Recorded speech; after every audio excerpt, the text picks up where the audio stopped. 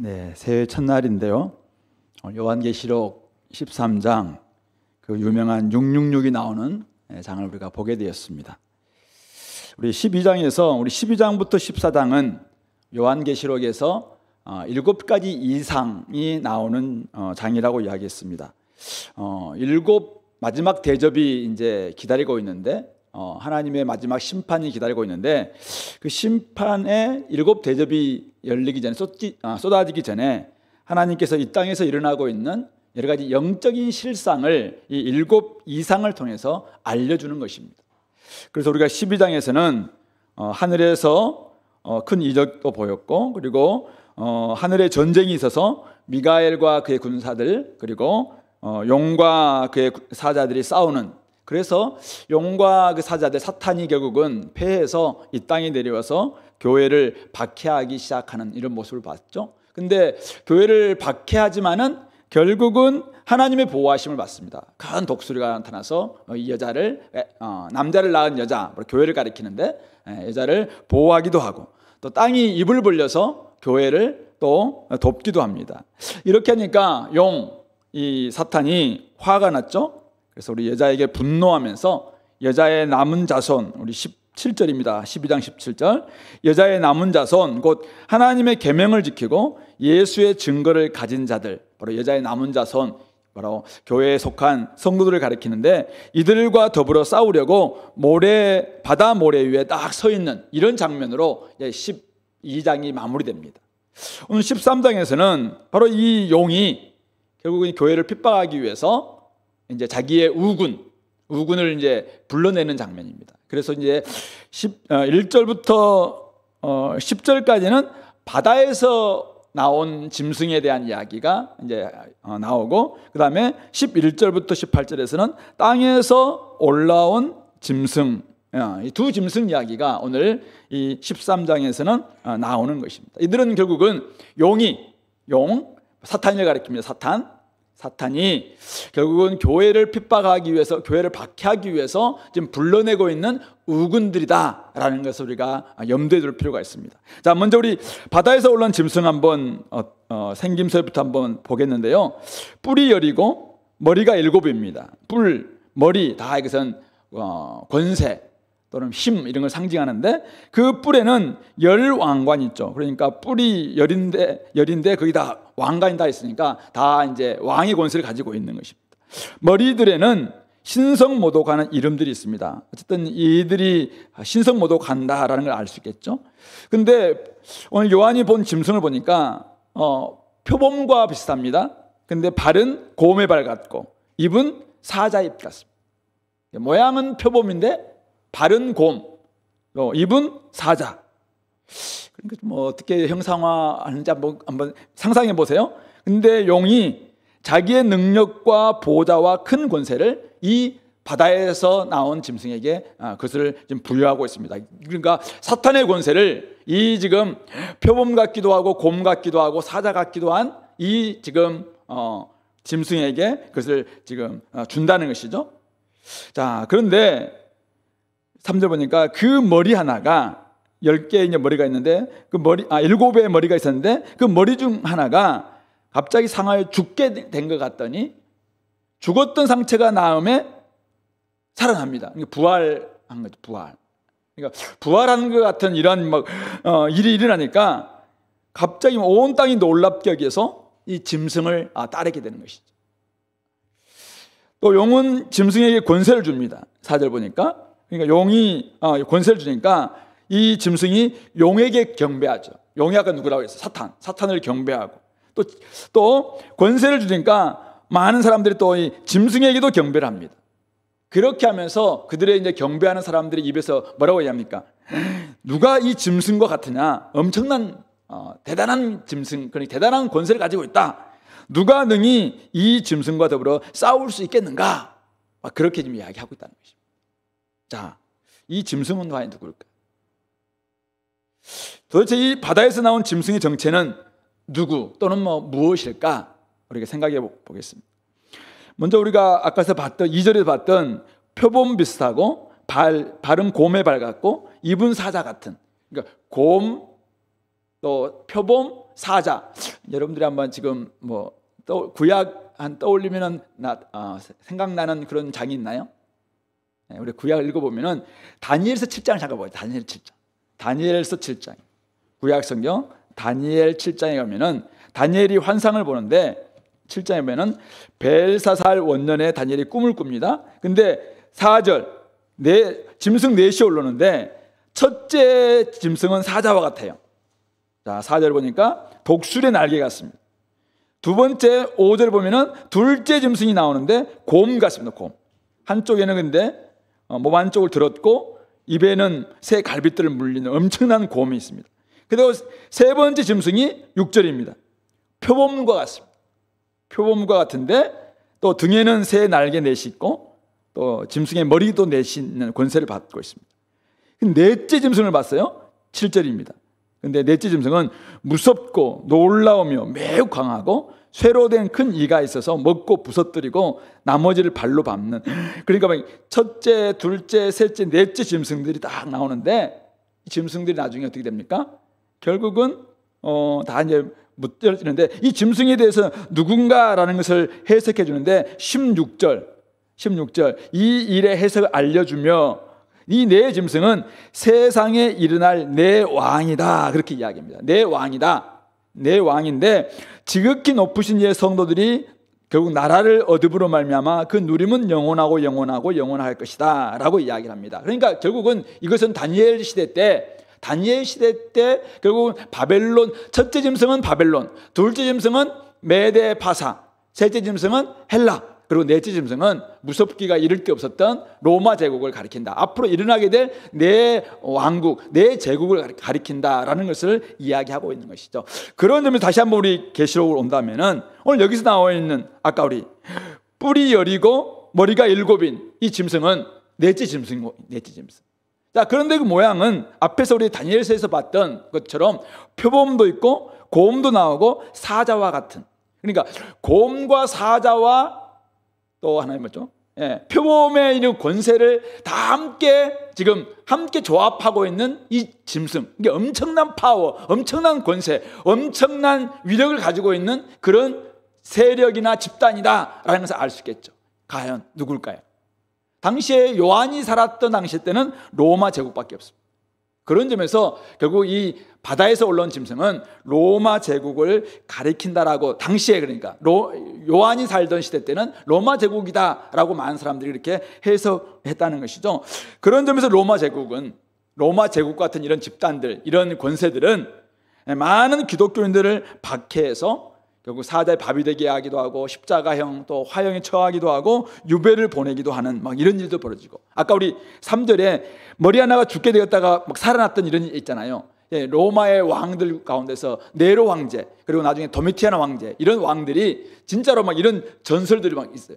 그 죽었는데 다시 부활해서 그가 막 살아났다. 그러니까 그날 신성시에서 나중에 황제를 숭배하게 만드는 그런 뭐 일들이 결국 네로 황제 때나 도미티아누스 황제 때 막 일어나게 되는 것입니다. 근데 이 네로 황제나 도미티아누스 황제들은 사실은 기독교인들을 박해하는 데서는 가장 앞장섰던 그런 왕들이거든요. 어쨌든 이렇게 당시에 힘과 권세와 능력 가지고 결국은 이 성도들을, 교회를 핍박하고 있는 권세들, 권력 집단, 이것이 바로 바다에서 나온 짐승이다라고 그렇게 해석할 수 있을 것 같습니다. 자, 그런데 이 짐승은 5절 보시면은 과장되고 신성모독하는 입을 받습니다.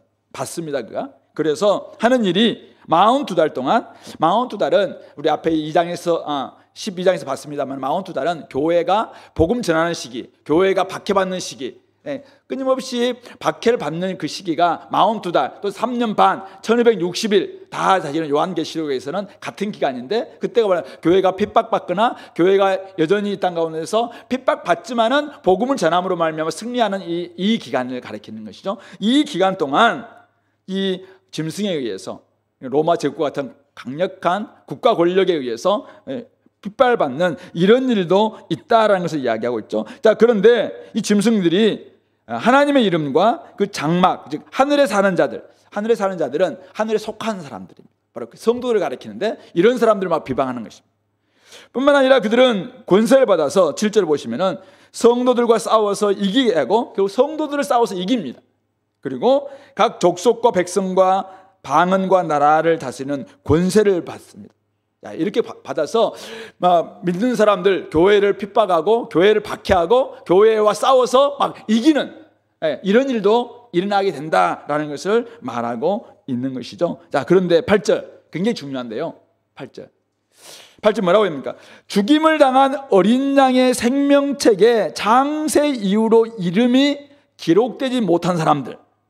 그러니까 온전히 믿음을 가지고 살아와서 여전히 하나님의 생명책에 이름이 기록되는 사람들은 이 짐승에게 경배하지 않아요.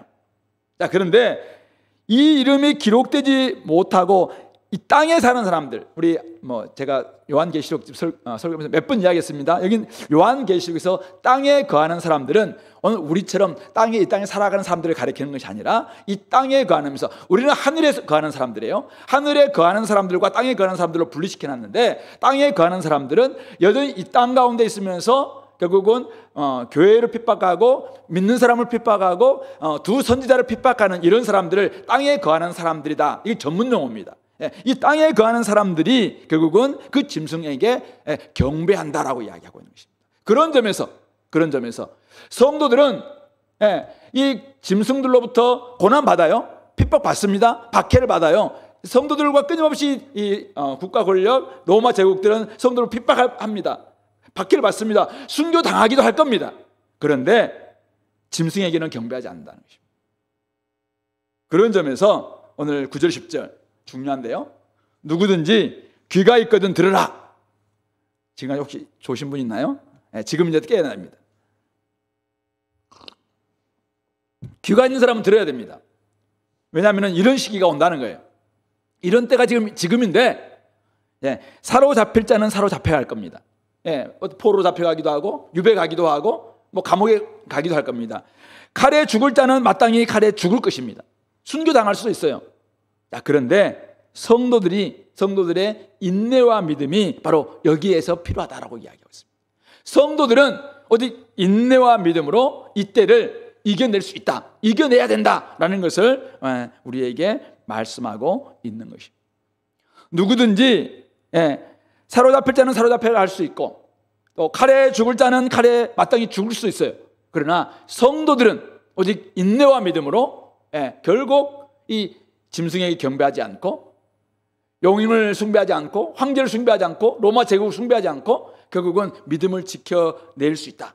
오직 성도들의 인내와 믿음이 여기서 필요하다라는 것을 이야기하고 있는 것입니다. 그러니까 오늘 우리가 살고 있는 이 시기는 우리가 요한계시록을 해석할 때 다양한 방식으로 세대주의적 전천년서로 해석할 수도 있고 역사적 전천년서로 해석할 수 있는데 조금 우리는 이거는 너무 기간을 정하지 말고 무천년설로 해석한다면은 오늘 우리가 살고 있는 이 시기가 1260일 기간이에요.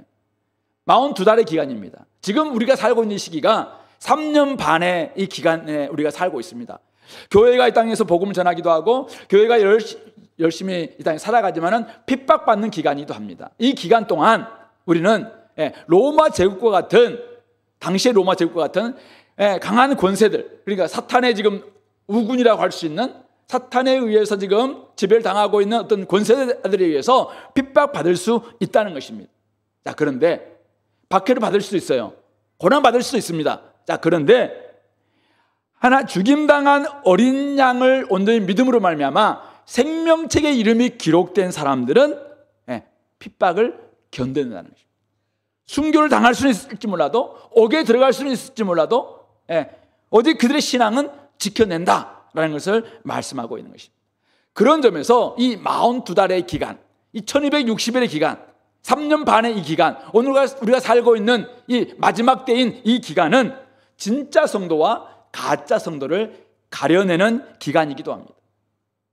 인내와 믿음으로 짐승의 교회에 무릎 꿇지 않는 사람들, 인내와 믿음으로 영적 싸움을 이겨낸 사람들, 인내와 믿음으로 어떤 박해, 어떤 핍박 가운데서도 자기의 신앙을 지켜내는 사람들, 이런 사람들은 진짜 성도일 것입니다. 그런 사람들은 이미 생명책에 기록되어 있기 때문에 결국 사탄에게 경배하지도 않고 국가 권력이라든지 강한 권세자들이 아무리 해도 결국 거기에 무릎 꿇지 안다는 것이죠. 그러나 생명체의 이름이 기록되지 않는 사람들이죠. 교회는 다닐지 모르겠어요. 근데 자기가 예수님을 자기 삶의 주인으로 모시지도 않고 그러고 사는 사람들은 인내와 믿음으로 반응하지 않습니다. 뭐 당장 고난이 오니까 그냥 쉽게 변절할 수 있겠죠. 이런 사람들은 진짜 성도인 줄 알았는데 결국 드러나는 결과 가짜 성도였다라는 것이 판별되는 바로 그게 아니라는 사실이죠. 그런 점에서 믿음 없이 이 마지막 때를 살아간다는 것 굉장히 위험천만한 일이다라는 것을 말씀하고 있습니다. 인내와 믿음으로써 로마 제국의 강포를 이겨냈던, 핍박을 이겨냈던, 박해를 이겨냈던 수많은 우리의 초대교회 성도들을 우리가 알고 있습니다. 오직 인내와 믿음으로 짐승과 싸워서 이겨냈던 그런 사람들은 지금도 하나님과 함께 하늘에 속해서 그곳에서 우리들을 막 응원하고 있을 것입니다. 그러므로 오늘 이 이상은 우리에게 뭘 보여주고 있습니까? 성도들이요, 우리가 살아가는 날 동안 사탄의 우군이 되어서 어떤 국가 권력을 막 강하게 권세를 잡은 자들에 의해서 우리가 거기에 포위될 수도 있고 포섭될 수도 있고 때로는 거기서 엄청난 박해를 받을 수도 있겠지만은 인내와 믿음을 가지고 이 기간을 이겨내라는 거예요. 그렇다면은 우리는 결국은 어린 양의 생명책에 이름이 기록된 자로서 이 땅에서 믿음을 지켜낼 수 있고 결국은 영원토록 영원한 승리를 우리가 얻는 그 대열에 참여할 수 있다라는 것을 말씀하고 있는 것입니다. 사탄은 지금도 폭력과 강력한 힘을 가진 권력 집단, 세력을 자신의 우군으로 선택합니다. 많은 사람들은 국가 권력 앞에 마음을 많이 빼앗기기도 합니다. 권력을 잡은 세력은 사람들에게 위협을 주기에 충분한 그런 엄청난 권세가 있기 때문에 사람들은 그 앞에서 자기의 신앙을 사실은 포기하는 경우도 굉장히 많습니다. 우리는 로마서 13장과 오늘 계시록 13장을 좀 비교해 봐야 되는데요. 우리 로마서 13장에서는 위에 있는 권세에게 순복하라 이렇게 이야기합니다. 그때는 왜냐하면 이 위에 있는 권세들은 정상적인 권세들입니다. 그래서 이들은 하나님의 대리인입니다. 하나님의 사역자가 되어서 권선징악을 행하는 사람들이죠.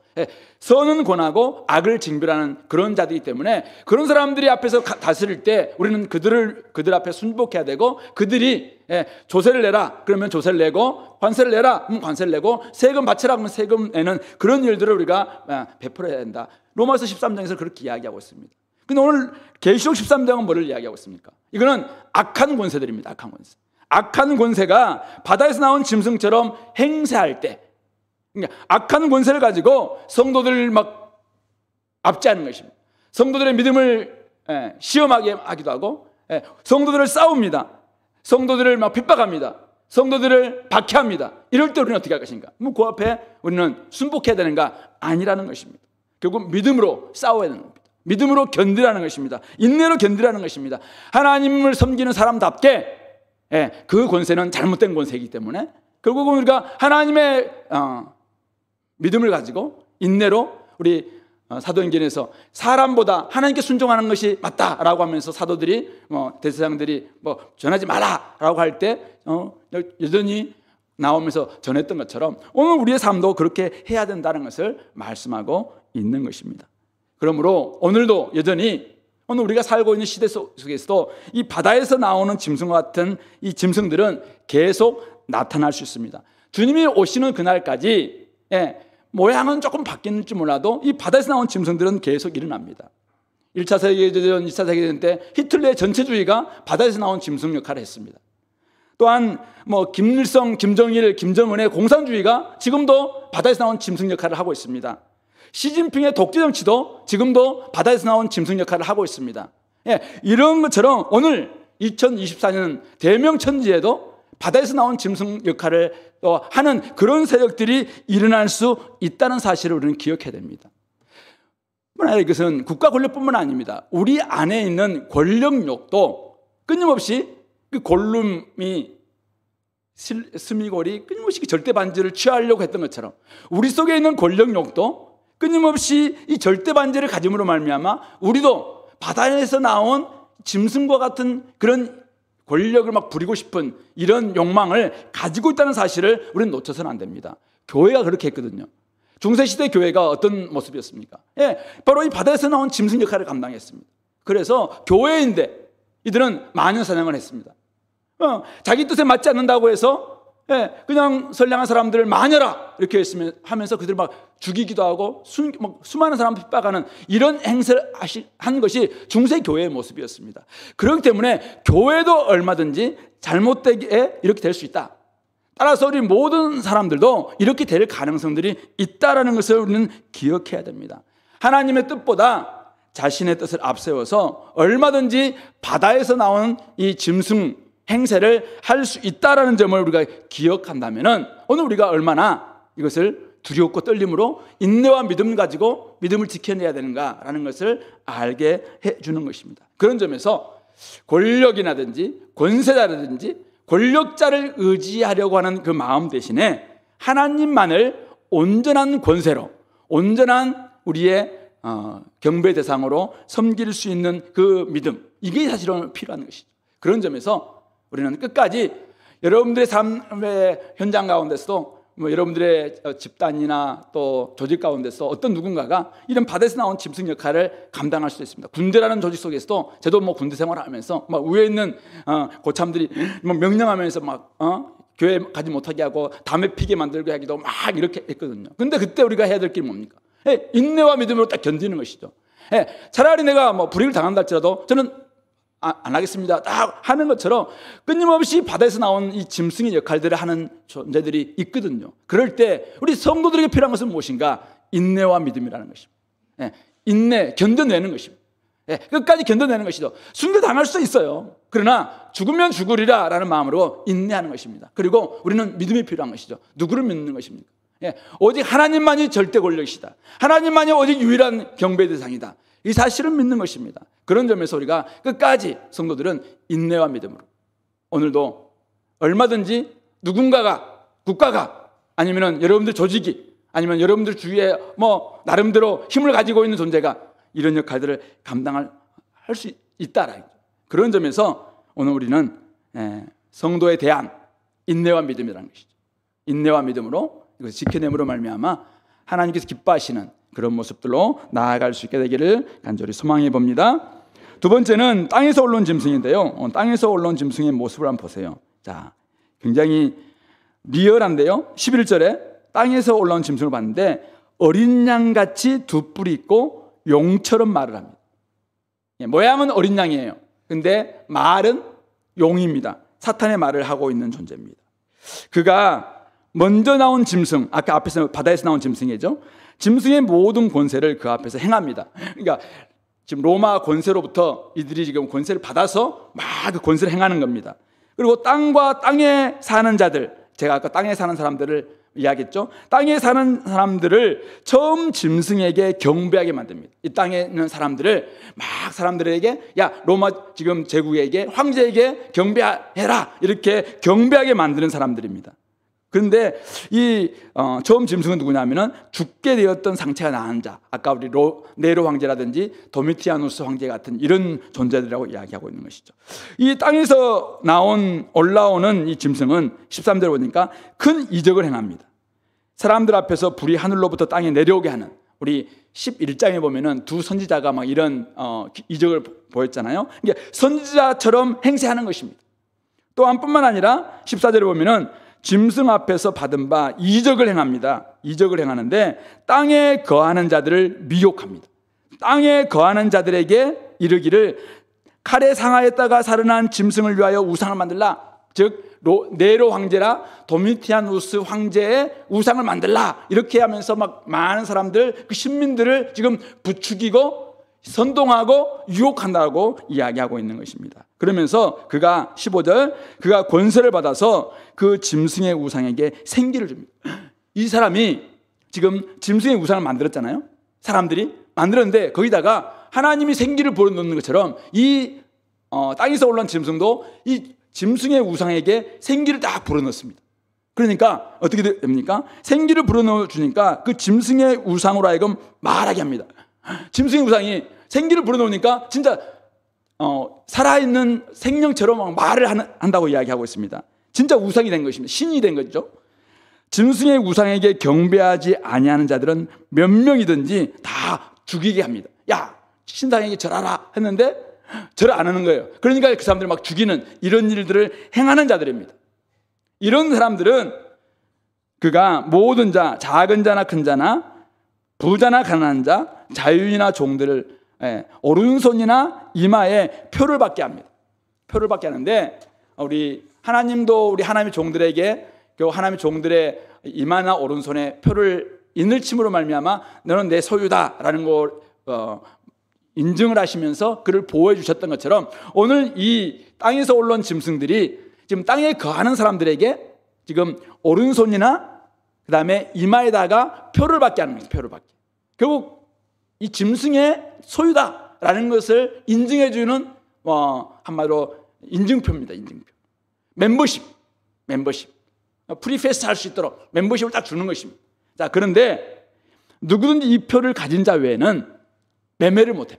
그 자기들 안에 매매할 수 있는 상거래 길드라든지 아니면은 자기들의 리그가 있어, 리그. 그 안에서 마음껏 사고 팔고 해야 되는데 이 표가 없으면은 그곳에서 사고 팔고 할 수 있는 자격 자체가 안 되는 거죠. 아예 옛날에 코스트코에 들어가려면은 뭐 그 코스트코에 회원권이 있어야 들어가서 뭐 하는 것처럼 지금 여기도 이 표를 오른손이나 이마에 받지 않는 사람들은 그곳에서 어떤 매매도 할 수 없는 불이익을 당할 수밖에 없는. 그러니까 사람들이 어떻게 합니까?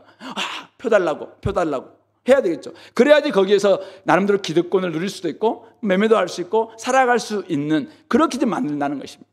그렇게 하는데 자세히 보니까 이 표는 뭐냐? 짐승의 이름이나 그 이름의 수다 그렇게 이야기를 합니다. 그러면서 이 짐승을 이때 필요한 것이 뭐냐? 18절 보니까 지혜가 필요하다. 총명한 자는 그 짐승의 수를 세어봐라. 그것은 결국 사람의 수인데 그 수는 666이다. 그렇게 이야기를 하고 있습니다. 우리 궁금한 건 이거죠. 이 땅에서 올라온 짐승의 정체는 누구냐? 이 땅에서 올라온 짐승은 아까 우리 첫 번째 중요한 게 뭐냐면 11절이에요.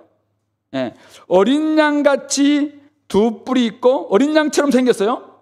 근데 용의 말을 해. 용은 누구라고 했어요? 사탄이었죠. 그러니까 모양은 예수님을 닮았어요. 모양은 어린 양을 닮았어요. 근데 입에서는 뭐가 나와요? 사탄의 말을 하는 가짜 어린 양, 거짓 그리스도, 즉 거짓 선지자예요. 거짓 선지자.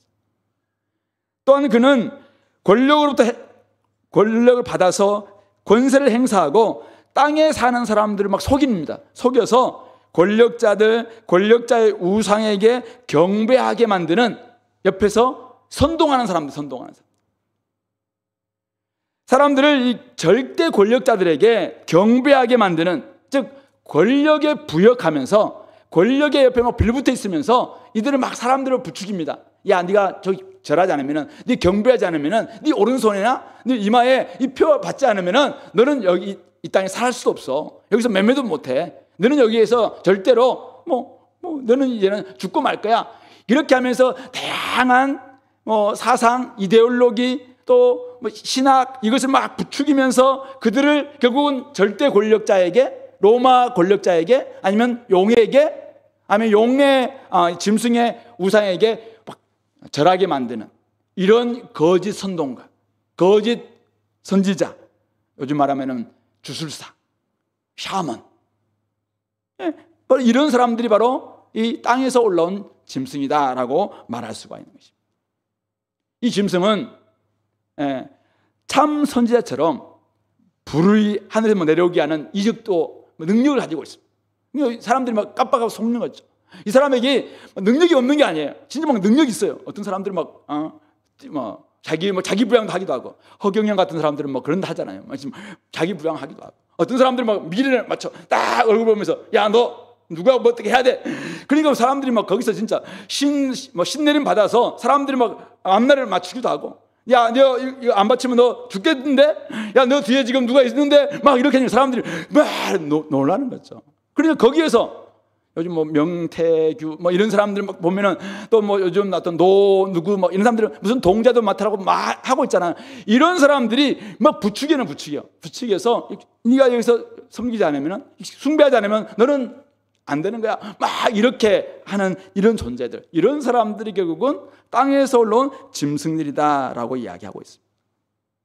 이 짐승은 앞에서 첫 번째 짐승인 로마 제국 같은 이 권력을 하나의 우상시하게 만드는 새로운 하나의 종교로 만드는 거죠. 왜 그 앞에서 막 말하게 하고 거기에서 막 진짜 능력을 막 행할 수 있는 그런 진짜 우상이 되니까 진짜 이것은 하나의 새로운 종교가 되는 것입니다. 때로는 국가 종교가 되기도 하고 새로운 종교 되기도 하고. 그러니까 사람들이 돈을 왜 섬깁니까? 돈이 진짜 뭐 신처럼 여기니까 만몬신이 되니까 돈을 섬기는 거거든요.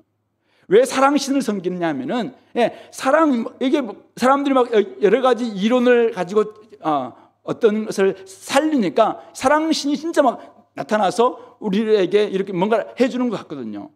국가에게 있잖아요. 당시의 로마 제국 같은 여기에 왜 로마 황제에게 절을 하게 됩니까? 진짜 이 로마 황제가 신이다라는 것을 이들의 이 선동가에 의해서 막 그것을 신성시 만드는 것입니다. 여러 가지 이론과 사상과 이데올로기를 막 다 부여해서 결국 이것을 종교화시키는 것이죠. 바로 그러니까 사람들이 거기에 다 절할 수밖에 없는 이런 모습이 되었다라는 것을 이야기하고 있는 것입니다. 그렇다면 이 땅에서 올라온 짐승들은 왜 그렇게 할까요? 왜 그렇게 하겠습니까? 자신들은 아무런 이득도 없는데 그렇게 하겠습니까? 결국 자기 엄청난 이득을 챙기기 위해서 국가 권력에 빌붙어서 자신들 또한 권력을 향유하고 싶어하는 이런 모습들이 있어서 결국 막 능력과 이적을 믿기로 해서 땅에 속한 사람들을 막 이렇게 미혹하는 것입니다. 속이는 것입니다. 그래서 결국은 로마 제국에 숭배하게 만들고 로마 제국에 온전히 자기를 종속시키게 만드는 이런 역할들을 감당했다라고 볼 수가 있는 것입니다. 결국 이들이 주었던 이 오른손이나 이마에 주었던 이 표는 666인데 이게 과연 무엇인가? 무엇인가를 떠나서 한번 이 표가 없으면은 매매도 못해요. 표가 없으면은 그곳에 살아갈 수 없어. 그러니까 이것은 철저히 그들을 종속시키는, 가스라이팅 시키는, 아니면 그들을 아주 규격화시키는 하나의 이념 또 체계 이런 것이라고 볼 수가 있는 것입니다. 이거 네가 없으면 여기서는 살아갈 수 없어. 이거 없으면 너희는 이곳에서 매매도 할 수 없어. 이거 없으면 너는 생산도 소비도 어떤 것도 할 수 없어. 다 이렇게 막 하기 시작하면 어떻게 되겠습니까? 결국 그들은 그곳에서 어떻든 들어가서 뭔가를 해보려고 그것을 받을 수밖에 없는 것입니다. 동물농장에 나오는 빅브라더가 전체를 좀 관창하고 조종하고 있는 것처럼 이런 시스템을 만들어서 결국은 그들을 자기 소속 만들고 결국 그들로 하여금 로마 제국을 또는 우상을 숭배하게 만드는 이런 존재들, 이들이야말로 결국은 부역자들이고 앞잡이 노릇하고 있는 땅에서 올라온 짐승들이다라는 것을 이야기하고 있는 것이죠. 우리 일제시대 때도 이런 존재들이 있었죠. 일제 제국의 앞잡이들. 이런 사람들이 어떤 사람들은 시인이었고 어떤 사람들은 소설가였고 어떤 사람들은 신학자였고 어떤 사람들은 또 나름대로 많이 배웠던 선각자들이었습니다. 이런 사람들이 나중에 어떻게 합니까? 앞잡이 노릇하면서 막 부추기니까 수많은 사람들이 동방매를 하기도 하고 또 신사참배를 하기도 하고 막 이렇게 했거든요. 이런 존재들이 바로 이 땅에서 올라온 짐승들이다라는 것을 말하고 있는 것입니다. 우리가 여기에 속지 않으려면 오늘 우리 18절에서 이야기하고 있는 것처럼 지혜가 필요합니다. 총명이 필요한 것입니다.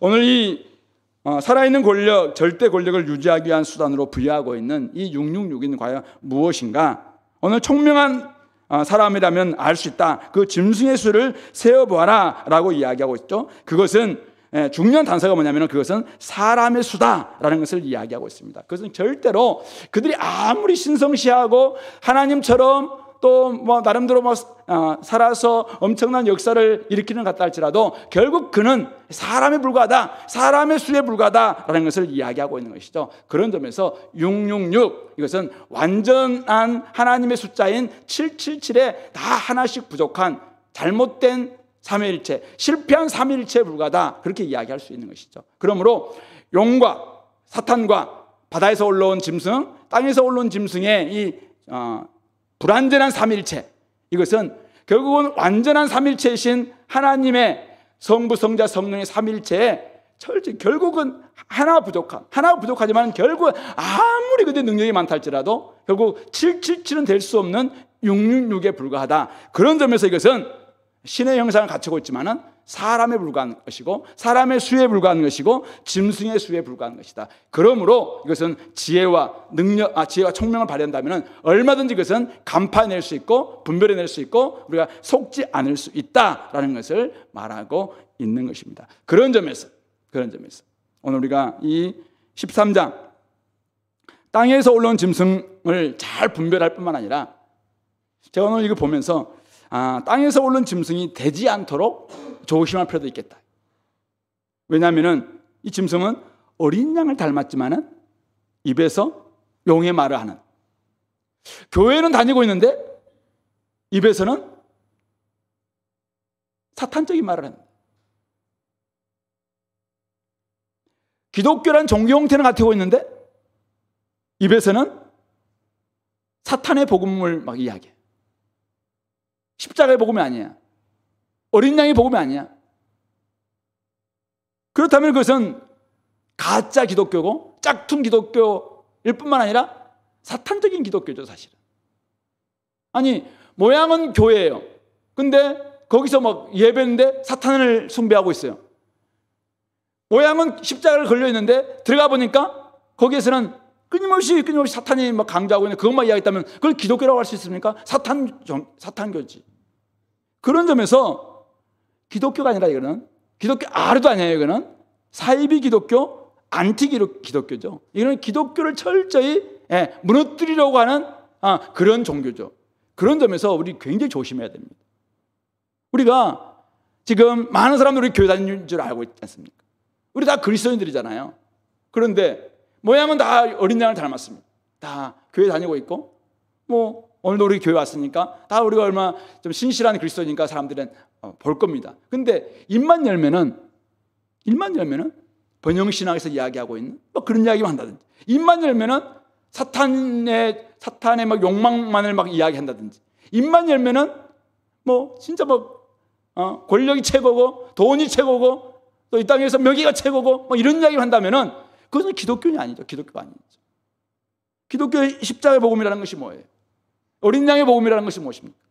결국은 십자가의 삶을 살고 내가 죽는 것이 다른 사람들 살리는 것이다. 그렇게 이야기하고 있는 것이 기독교인데, 그렇지 않고 끊임없이 입만 열면은 뭐 사탄적인 이야기가 나온다면은 그거 어떻게 우리가 기독교라고 말할 수 있겠는가? 그런 점에서 우리가 이 땅에서 올라온 짐승이 되지 않도록 조심할 필요가 있겠다.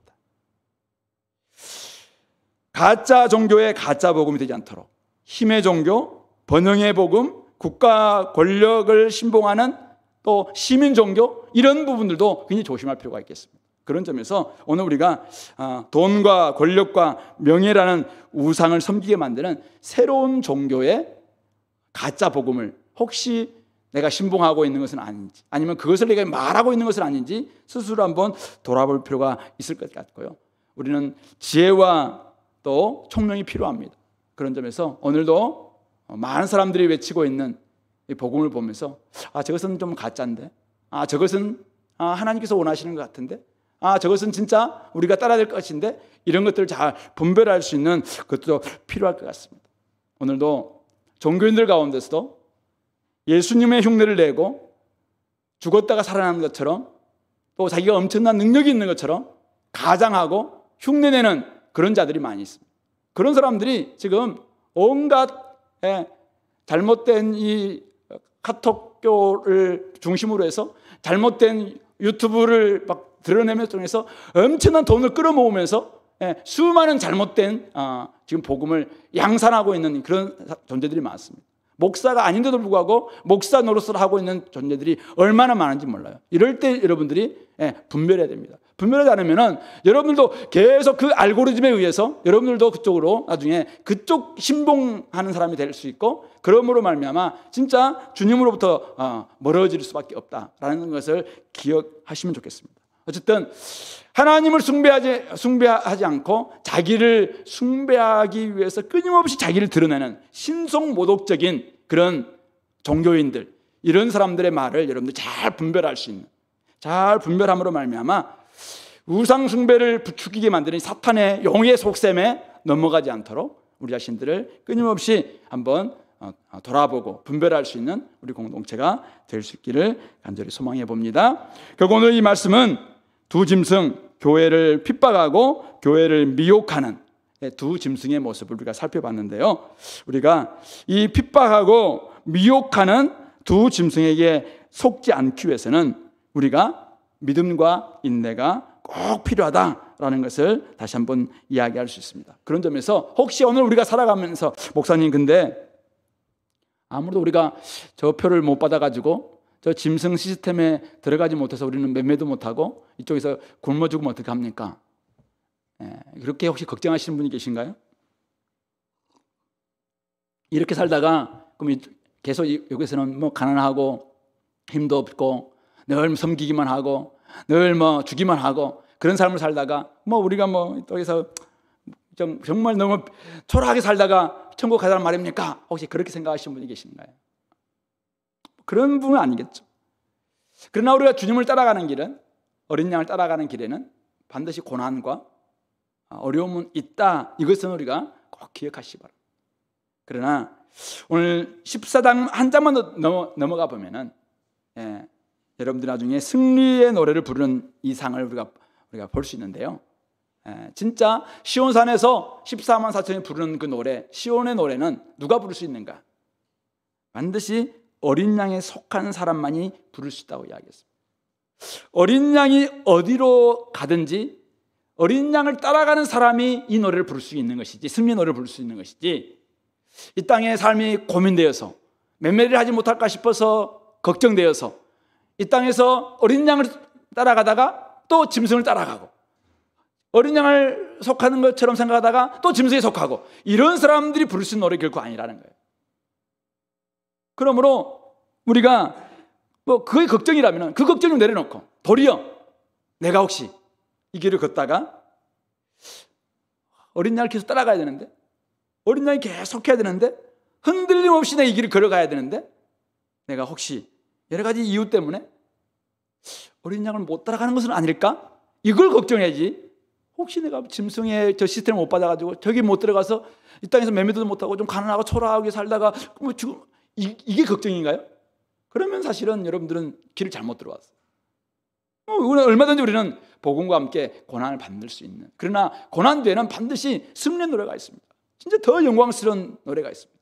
아까 우리 다니엘서도 받는 것처럼 진짜 주님의 성도들은 영원토록 빛나고 누리고 우리에게 주어질 것이 영광이 있다는 것을 분명히 말씀하고 있는 것이죠. 그런 점에서 짐승을 따를 것인가 어린 양을 따를 것인가, 오늘 1월 첫날 선택지가 다시 한번 우리 앞에 놓여 있습니다. 2025년은 우리에게 새로운 기회죠. 여러분들은 어린 양을 따르겠습니까? 아니면은 매매를 조금이라도 더 하기 위해서 짐승 시스템에 가입하고 짐승을 따르겠습니까? 힘과 권력과 거기만 가면은 힘도 생기고 권력도 생기고 남들이 막 조종할 수 있는 능력도 생기고 생길 수 있는 분명히 뭔가 있을 것 같아요. 근데 어린 양의 생명책에 기록되지 않기 때문에 영원한 구원은 없어. 어느 걸 선택할 것입니까? 그렇다면 명확합니다. 답은 명확합니다. 하나님 나라의 가치를 진짜 깨닫는다면 끝까지 어린 양을 따라서 섬김과 배려, 온유와 겸손으로 십자가 길을 좀 걸어가면서 복음과 함께 고난도 받고 남들을 잘 좀 섬기고, 오늘 조장과 교사와 또 구역장과 다양한 부모와 우리 이곳에 지금 모여 있는데요, 그 마음을 가지고 끝까지 한번 이 길을 걸어가겠다 결단할 수 있는 우리 공동체가 될 수 있길 바랍니다. 같이 기도합시다. 이 말씀을 좀 기억하면서, 하나님 아버지, 오늘 여전히 이 짐승의 핍박과 짐승의 미혹이 우리 주변에 있고 내 속에서도 세상의 욕망은 끊임없이 꿈틀거리고 있는데, 하나님 아버지 잘 이기게 도와주시고 짐승의 길이 아니라 짐승의 방식이 아니라 어린 양의 길과 어린 양의 방식을 계속 따라가서 결국 승리하는 우리 공동체, 우리 한 사람 한 사람 되게 되려고 같이 기도하겠습니다.